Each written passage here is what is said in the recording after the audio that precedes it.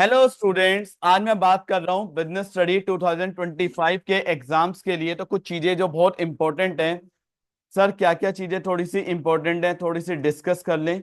तो business study की directing chapter को आज हम स्टार्ट करने जा रहे हैं। डायरेक्टिंग चैप्टर पेपर में फर्स्ट बुक का सबसे बड़ा चैप्टर है।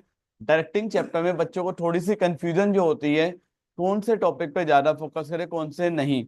ये देखो, मैं आपको बता दूं, एनसीईआरटी के काफी टॉपिक इस चैप्टर के डिलीटेड हैं। जिन बच्चों को नहीं पता उनके लिए बता दूं, एनसीईआरटी के अंदर एक टॉपिक दे रखा है प्रिंसिपल ऑफ डायरेक्टिंग। क्या दे रखा है? एक टॉपिक प्रिंसिपल ऑफ डायरेक्टिंग। ठीक है।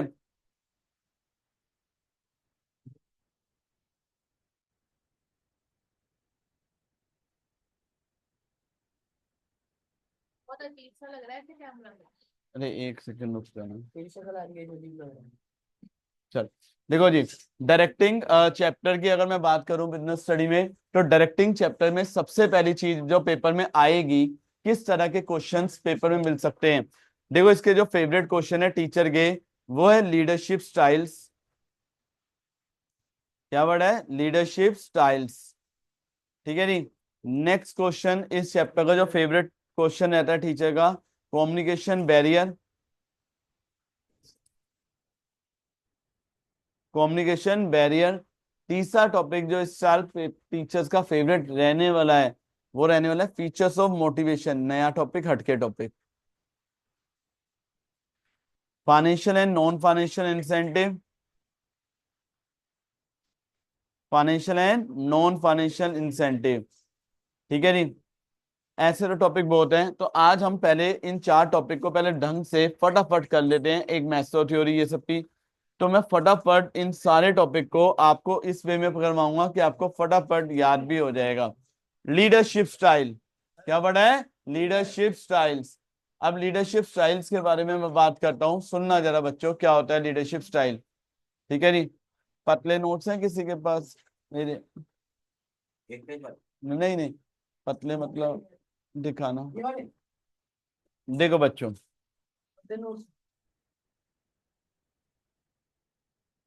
देखो बच्चों, आप सबके जो नोट्स है ना, उसी में ये सब लिखा हुआ है। स्पेलिंग बड़ी मिस्टेक कर रखे हैं भाई। एक मिनट, दे दे बुक की, दे दे।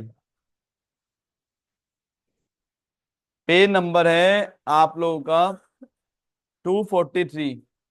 Page number 243। एक बुक पीछे दिखा देना, एक पीछे दिखा दो। पेज नंबर है 243। देखो बच्चों, 243 में।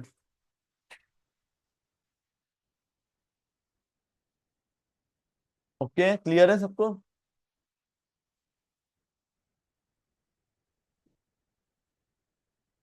देखो जी, सबसे पहला वर्ड आता है लीडरशिप स्टाइल में, ऑटोक्रेटिक और अथॉरिटियन लीडरशिप। क्या वर्ड आता है? ऑटोक्रेटिक और अथॉरिटियन लीडरशिप। इस लाइन का मतलब क्या होता है और इसको समझते हैं ये क्या चीज है। कहता है ऑटोक्रेटिक लीडर वो होता है जो ऑर्डर देता है और एक्सपेक्ट करता है। जैसे मैं एग्जांपल लेके चलता हूँ, सुन लेना। अगर वन मार्कर में आ रहा है तो आप एकदम से पहचान जाओगे। ठीक है जी।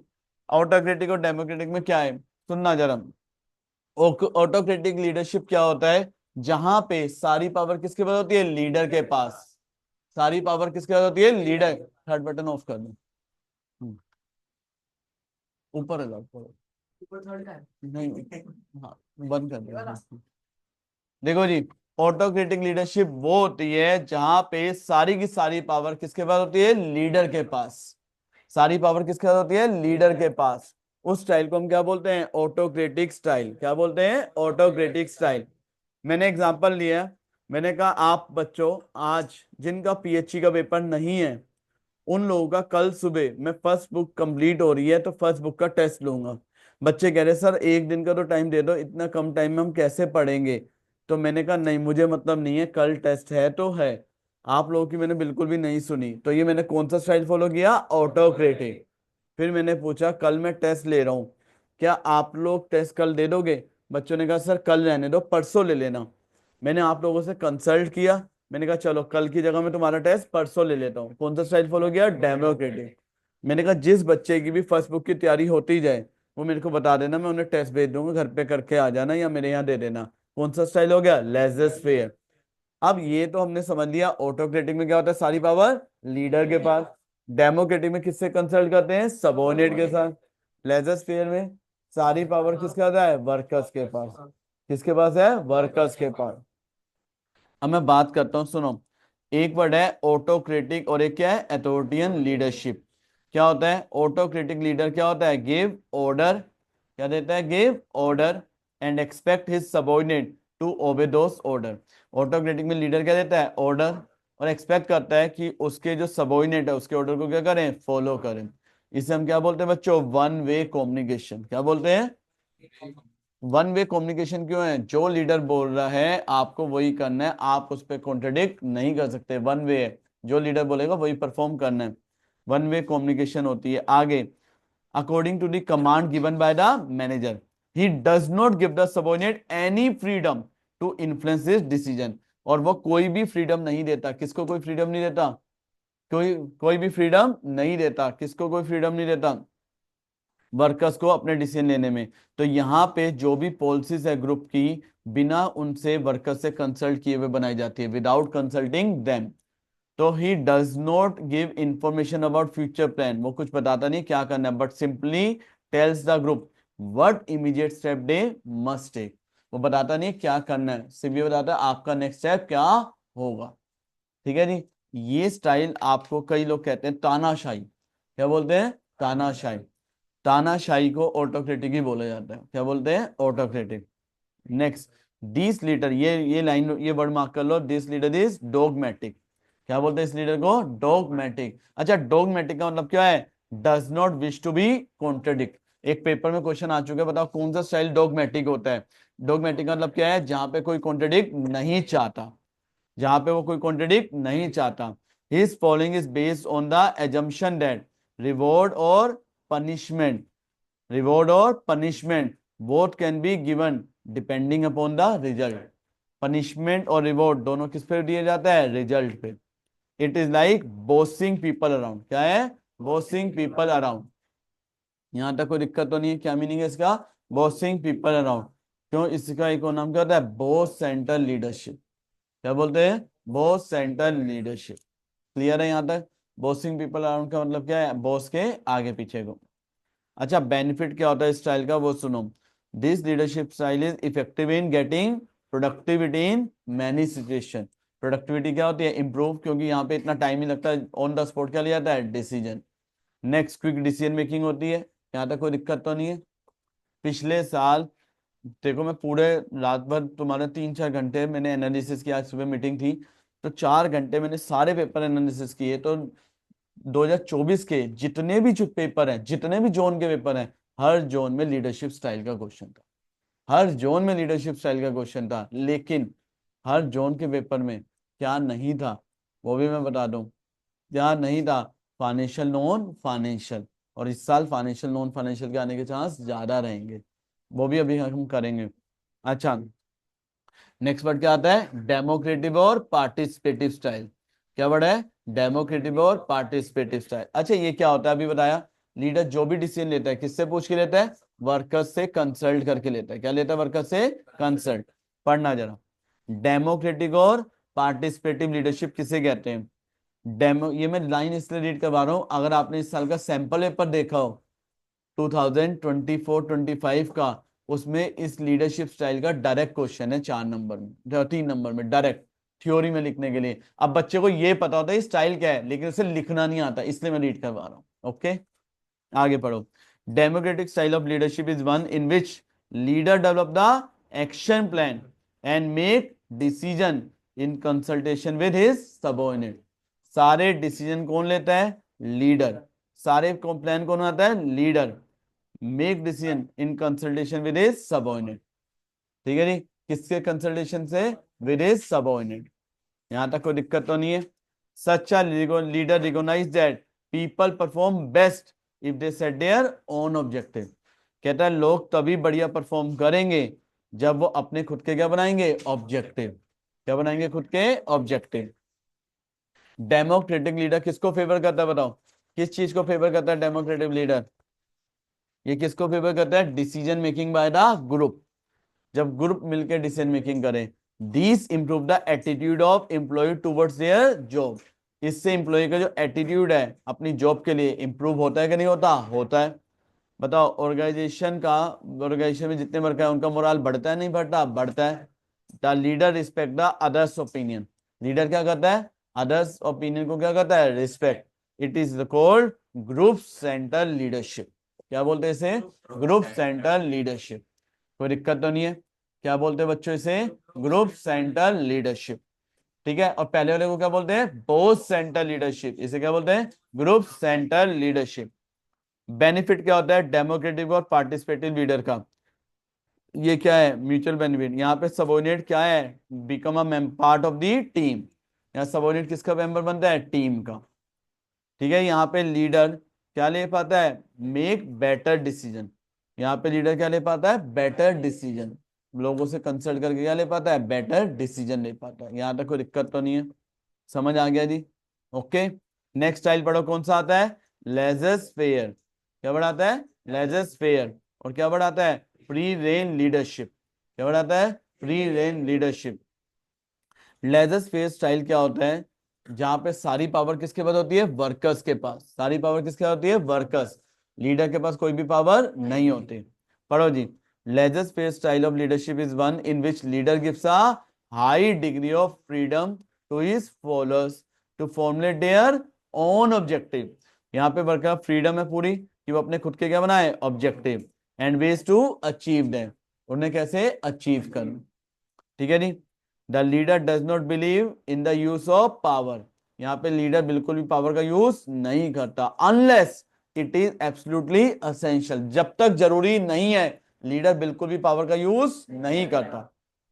यहां तक क्लियर है? Group member work on their own task. Group member अपने खुद के क्या कर रहा है? टास्क पे क्या कर रहे हैं? काम। Resolve issues themselves. जो भी प्रॉब्लम है उन्हें क्या कर रहे हैं? खुद सोल्व कर रहे हैं। The leader is there only to support them. Leader का काम क्या है? उन्हें सिर्फ क्या करना? सपोर्ट करना। और सप्लाई करना उन्हें क्या चीज? रिक्वायर्ड इंफॉर्मेशन, ताकि वो अपने टास्क को क्या कर पाए? कंप्लीट। इसे क्या बोलते हैं? Subordinate centre leadership.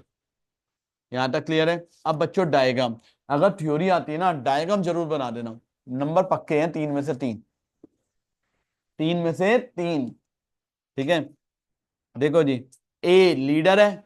A leader ने किसको कहा? बी को, सी को, टी को। उनकी कोई बात नहीं सुनी। कौन सा सेंटर हो गया? Boss centre. ए लीडर है, सबसे बात सुन रहा है, सबको बात दे भी रहा है, सबसे मिलके बात कर रहा है।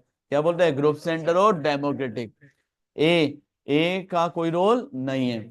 बी सी डी ई सारे आपस में बात कर रहे हैं, यहाँ पे लीडर का कोई रोल नहीं है। क्या बोलते हैं इसे?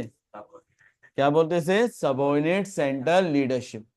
क्या बोलते हैं? Subordinate centre leadership. यहां तक क्लियर है? ओके। तो लीडरशिप का टॉपिक समझ आ गया? मुश्किल तो नहीं लगा? देखो कितनी देर में हमने कर लिया, एक एक लाइन भी कर ली। अब आता है लीडरशिप के फीचर्स क्या होते हैं। 1 मार्कर क्वेश्चन याद रखना। एक स्टेटमेंट वाला क्वेश्चन आ रहा है आपके पेपर में, कंफर्म है।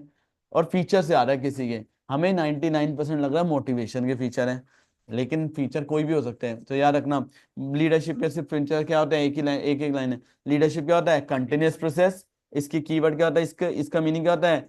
ये क्या इंडिकेट करता है? Ability of an individual to influence other. ये एक इंडिविजुअल की क्या होती है? एबिलिटी होती है क्या करने की? दूसरों को क्या करने की? इन्फ्लुएंस करने की। इन्फ्लुएंस का मतलब चेंज करने की। आगे ये क्या करता है? लोगों के बिहेवियर को क्या करता है? Change. Change in the behaviour of others. Next ये क्या करता है? कॉमन गोल्स को अचीव करने में क्या करता है? हेल्प करता है। और ये क्या इंडिकेट करता है? Interpersonal relationship between leader and followers. क्या वर्ड है? Interpersonal relationship between leaders and followers. समझ आ गया? जल्दी से बोलो क्या होता है? Continuous process. ये एबिलिटी होती है दूसरे के बिहेवियर को क्या करने की? इन्फ्लुएंस। चेंज करता है किसके बिहेवियर को? अदर्स को। कॉमन गोल्स को अचीव करने में क्या करता है? हेल्प। इंटरपर्सनल रिलेशन में आता है किसके बीच में? लीडर और फॉलोअर्स। अच्छा जी, ये तो लीडरशिप हो गया पूरा। अब मैं बात करता हूं, जो मैंने कहा था थोड़ा मुश्किल टॉपिक है, फाइनेंशियल इंसेंटिव और नॉन फाइनेंशियल। थोड़ा मुश्किल टॉपिक है, ढंग से समझते हैं, आराम से क्लियर भी करते हैं। डायरेक्टिंग चैप्टर आपको पता भी नहीं चलेगा, खत्म भी हो जाएगा। लग रहा है मुश्किल? देखो नेक्स्ट वर्ड क्या आता है? फाइनेंशियल और नॉन फाइनेंशियल इंसेंटिव होते हैं जो किसमें मेजरेबल होते हैं? In terms of money. याद रखना मनी में दिए नहीं जाते, जो मेजर होते हैं किसमें? मनी की टर्म्स में। किसमें मीजर होते हैं? मनी की टर्म्स में। To satisfy basic physiological, psychological नहीं है, क्या है? Basic physiological needs of lower level employ. ये क्या करता है? जो भी बेसिक फिजियोलॉजिकल नीड्स है किसकी फुलफिल करता है? लोअर लेवल एम्प्लॉयज की। फाइनेंशियल इंसेंटिव इंपॉर्टेंट क्यों होते हैं, अब उसके बारे में थोड़ा सा जानते हैं। सबसे पहला वर्ड जानो क्या आता है? Productivity linked wage incentive. क्या वर्ड है? Productivity linked wage incentive. इस लाइन का मतलब क्या होता है, सुनना। हमने कहा वर्कर को 1 यूनिट बनाओगे, कितनी यूनिट बनाओगे? 1 यूनिट, तो हम आपको 5 रुपए देंगे।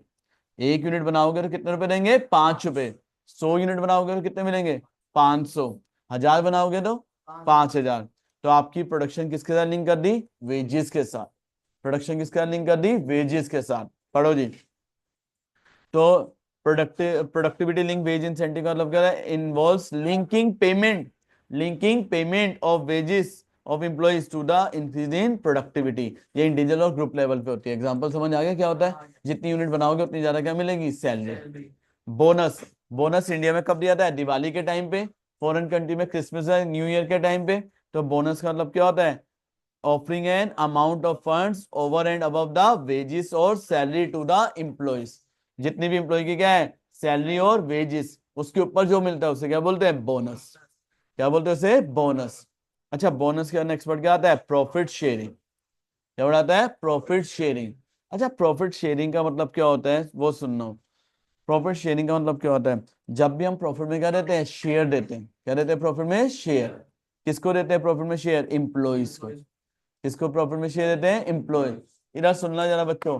प्रॉफिट शेयरिंग में क्या होता है? कंपनी ने कहा जितना भी प्रॉफिट होगा हम 10% प्रॉफिट एम्प्लॉय को देंगे।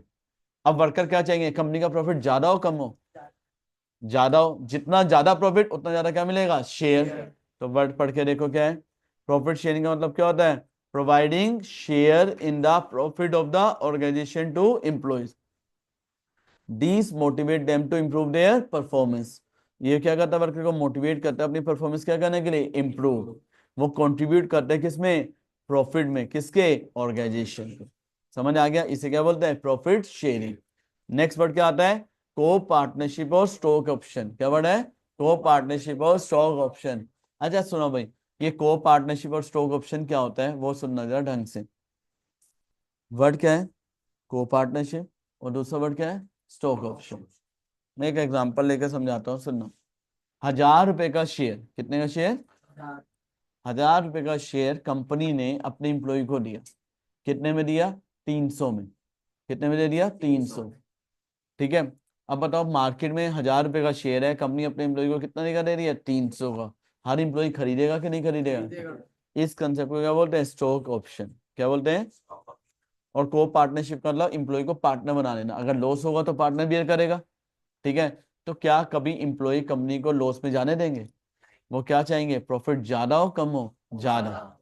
तो देखो जी, को पार्टनरशिप स्टॉक ऑप्शन क्या होता है? ये एक इंसेंटिव है under which the employ are offered company shares at a set price which is lower than market price. Allotment of shares at a lower price. जब भी शेयर अलॉट होते हैं एम्प्लॉय को, तो शेयर होल्डर कंपनी का क्या होता है? ओनर। उसमें क्या आ जाती है? ओनरशिप की आती है फीलिंग। किसकी फीलिंग आती है? ओनरशिप की। किसके अंदर? एम्प्लॉयज के अंदर। And make them to contribute for the growth of the organisation. जिसकी वजह से वो ऑर्गेनाइजेशन की ग्रोथ के लिए क्या करते हैं? वर्क करते हैं। किसके लिए वर्क करते हैं? ऑर्गेनाइजेशन की ग्रोथ के लिए। समझ आ गया को partnership stock option. Next word पढ़ो क्या आता है? Retirement benefit. क्या वर्ड आता है? रिटायरमेंट। अच्छा, एक चीज सुनी होगी, गवर्नमेंट जॉब होती है और एक क्या होती है? Private job. तुम्हें पता है, अभी आप लोगों को मैं नॉलेज के बताता हूँ, आपको यहाँ पे जो जनरल टेस्ट और इंग्लिश पढ़ाने आएंगे सर, वो गवर्नमेंट जॉब में। अभी उन्होंने यूपीएससी का पेपर भी दिया है जस्ट अभी, तो अभी मेरी तो उनसे बात नहीं हो रही, 5 महीने उन्होंने अपने बंद किया हुआ था। तो गवर्नमेंट जॉब में बहुत हाई पोजीशन पे, बहुत हाई पोजीशन पे अभी 8 पे प्लान आने वाला है। तो उनकी सैलरी, मेरी बात हो रही थी, कितनी थी? 1.5 लाख से ऊपर हो जाएगी। और वो अभी जो दिल्ली इलेक्शन हुए हैं, उसके दिल्ली इलेक्शन के जो हमारा एरिया है लक्ष्मी नगर का, उसके हेड थे। मेरा स्टूडेंट है वो, वैसे मेरा स्टूडेंट है। और एज कितनी साल है? 25 साल। और जो उसकी वाइफ है वो भी मेरी स्टूडेंट है, दोनों एक ही बैच के हैं। ठीक है। और एक चीज मैं तुम्हें बता दूं, 25 साल की एज में सैलरी सुनोगे, 12 लाख से ऊपर है, 12 लाख से ऊपर है, गवर्नमेंट जॉब है, राष्ट्रपति भवन में जॉब है, सिक्योर जॉब है, सबसे अच्छी क्या है, सिक्योर जॉब। ठीक है नहीं? तो और उसको उसने मेरे को एक ही चीज बोली है, ठीक है, कह रहा है सर एक चीज मैं बताऊं, टेंशन फ्री लाइफ चल रही है, सब कुछ है, 2 घंटे ट्यूशन पढ़ा देता हूँ, अभी 10th के काफी बच्चे भी पढ़ाए हैं। तो ये जो रिटायरमेंट बेनिफिट की मैं बात कर रहा हूँ, सुन लेना, क्या वर्ड है, रिटायरमेंट बेनिफिट। तो उनको प्रोविडेंट फंड, पेंशन, ग्रेचुटी, ये सब मिलता है, फाइनेंशियल सिक्योरिटी। नो डाउट उसे प्राइवेट में भी अच्छी जॉब मिलती है, लेकिन यहाँ पे क्या मिल रहा है, सिक्योरिटी, पेंशन, ग्रेचुटी, ये सब मिल रहे हैं आफ्टर देयर रिटायरमेंट। तो ये जो इंसेंटिव होता है, this acts as an incentive when they are in service in the organisation. ठीक है? और मैं आप लोगों को एक और चीज बता दूं, गवर्नमेंट जॉब से बढ़िया जॉब मैं नहीं प्रिडिक्ट करता, एक बार लाइफ में स्ट्रगल कर लो, वहां जॉब लग गई ना, लाइफ में टेंशन फ्री है, तुम्हारा नहीं, तुम्हारा फ्यूचर भी वो हो जाएगा बेनिफिट। अगर तुम्हारे पेरेंट्स का बिजनेस नहीं है, तुम एक सर्विस क्लास से हो, रीजन क्या है अभी उसका रीजन भी बताऊंगा, तो वहां पे रिटायरमेंट बेनिफिट बहुत बढ़िया है, प्राइवेट में भी है, बहुत अच्छी कंपनी में है, लेकिन जो बेनिफिट गवर्नमेंट में, अब लोग मेरे को कहते हैं सौरभ आप इतने कमाते हो ये वो, लेकिन क्या मेरा फ्यूचर सेफ है, नहीं है। क्या मुझे रिटायरमेंट में कुछ मिलेगा, नहीं। अगर मैं सीए ना होता तो मुझे बिल्कुल ना मिलता, लेकिन मैं सीए हूं तो मैं अपना पूरा प्लानिंग करके चलता हूँ। मेरी अगर आप प्लानिंग की बात करोगे मेरी अगर आप प्लानिंग की बात करोगे तो मैं बहुत प्लानिंग वे में काम करता हूँ। एक सेकंड। हेलो। हम्म। हम्म। हम्म। हाँ जी।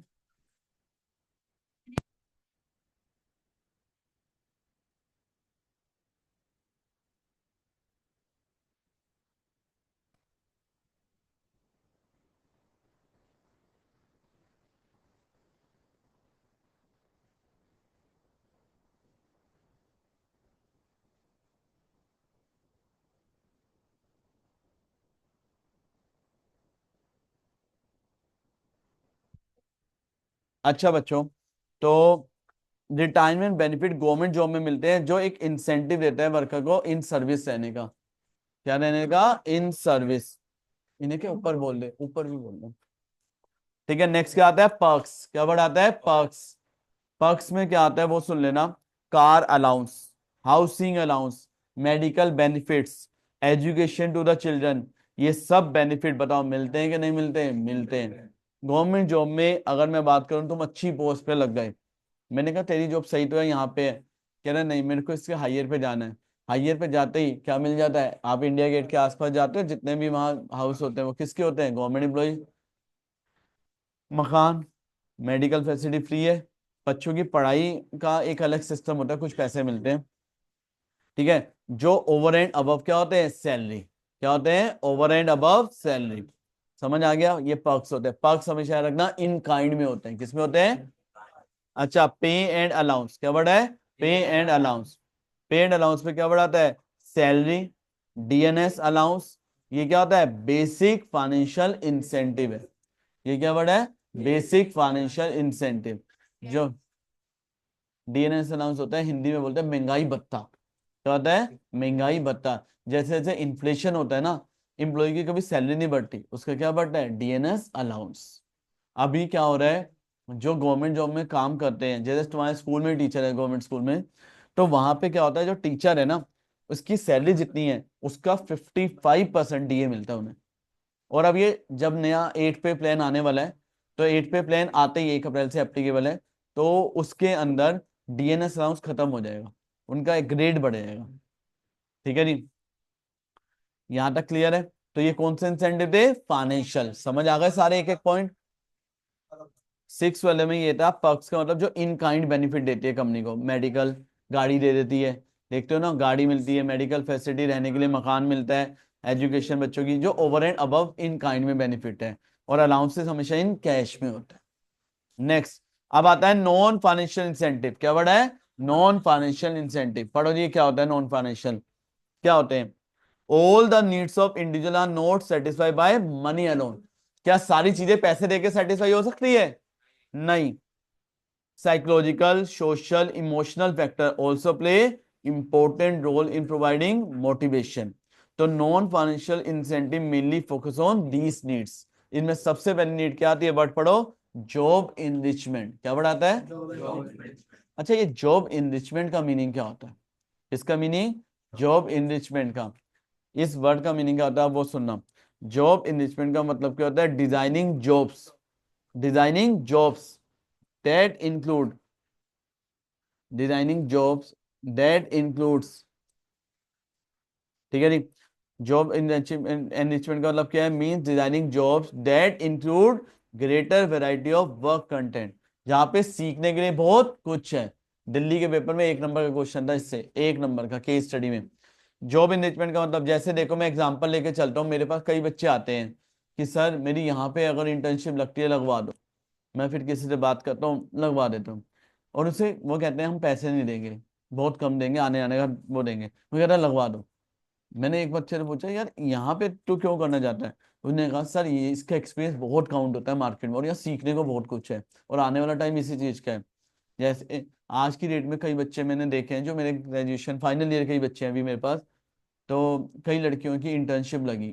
एआई की कंपनी है, नए स्टार्टअप कंपनी है उसमें, तो उसे पैसे मिलते हैं 5,000 के 10,000 रुपए, गुड़गांव रोज अप डाउन। इतनी नॉलेजेबल लड़की, मैंने कहा तू पागल है, इतना रोज तेरे को तो इतनी अच्छी जॉब मिल जाए ये वो, ठीक है जी। तो उसने मेरे को एक ही चीज समझाई, कह रही सर मैं आपको बोलूं, जो मेरे को यहाँ सीखने के लिए मिल रहा है वो कहीं मैं कोर्स करती ना वहां ना मिलता। और ये जो स्टार्टअप है ये आने वाले टाइम में बहुत बड़ी होगी, और ये मेरे को खुद ही पिक कर लेगी। तो वो क्या था? Job enrichment. पैसे इंपॉर्टेंट नहीं है, क्या मैटर है? सीखने का।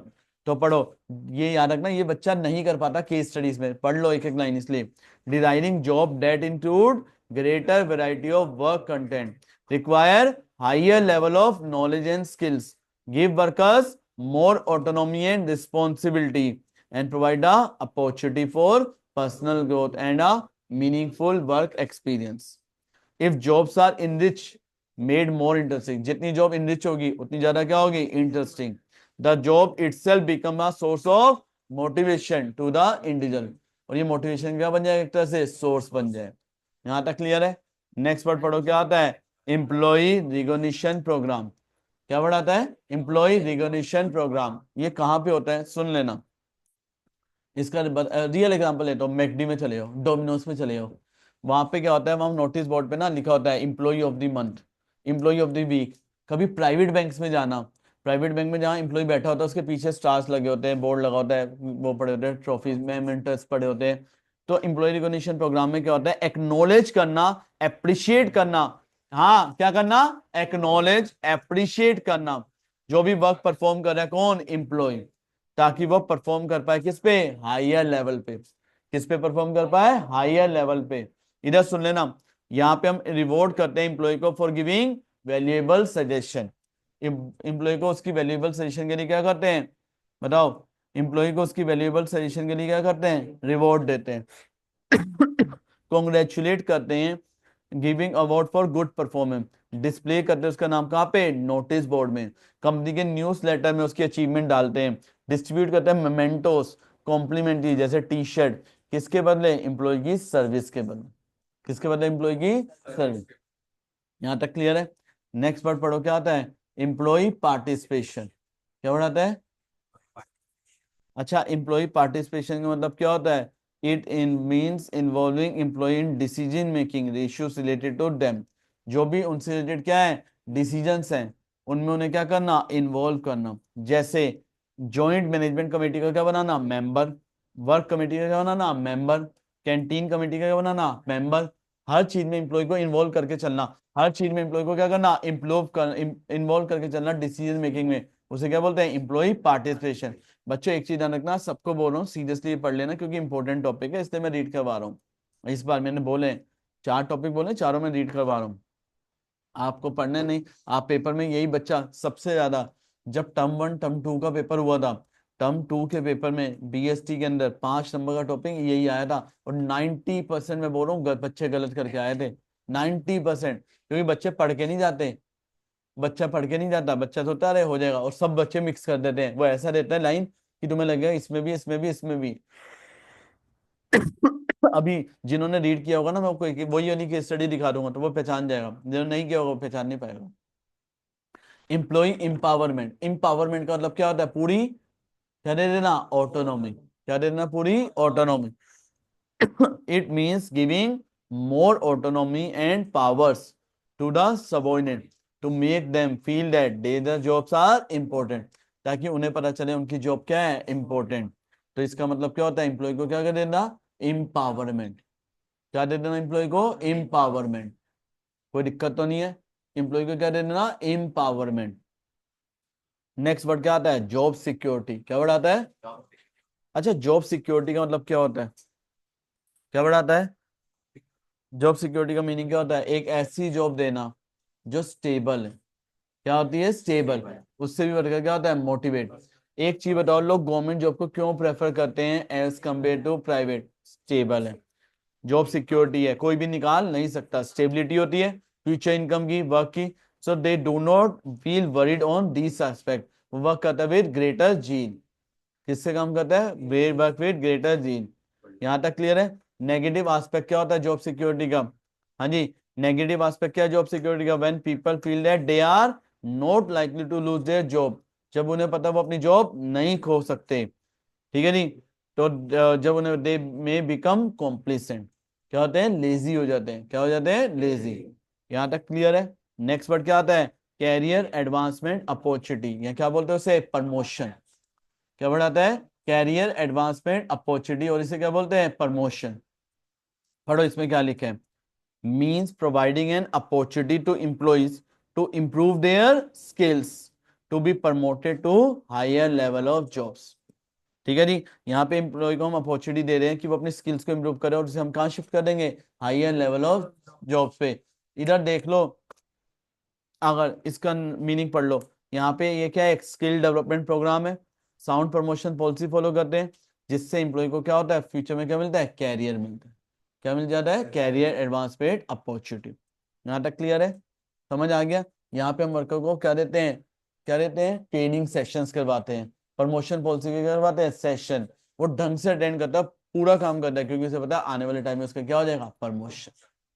ठीक है जी, कोई दिक्कत तो नहीं है। इसे पहचानोगे कैसे, स्किल डेवलपमेंट प्रोग्राम से। कैसे पहचानोगे, स्किल डेवलपमेंट। नेक्स्ट वर्ड पढ़ो, क्या आता है, स्टेटस। स्टेटस का मतलब क्या होता है, ranking of position in the organisation. Employ को पोजीशन क्या देना, एम्प्लॉय को रैंक दे देना। क्या दे देना, रैंक, एक पोजीशन दे देना।